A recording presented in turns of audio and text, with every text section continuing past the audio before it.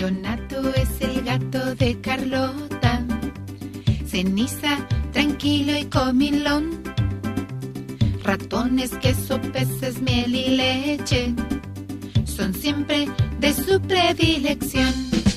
Sale a pasear y a ronronear en noches claras de balcón. Cuando la luna llena está, sube al tejado a caminar. A las estrellas dice miau, luego se acuesta a esperar que lo saluden desde allá, que las estrellas bajen ya.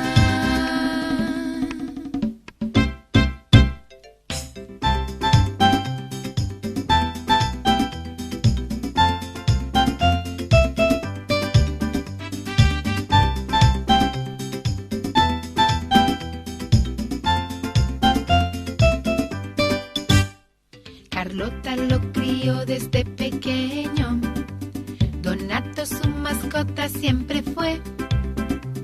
Bañado y perfumado con agua de violetas y un moño rojo al cuello, qué elegante es. Sale a pasear y a ronronear en noches claras de balcón. Cuando la luna llena está, sube al tejado a caminar. A las estrellas dice miau, luego se acuesta a esperar que lo saluden desde allá, que las estrellas bajen ya.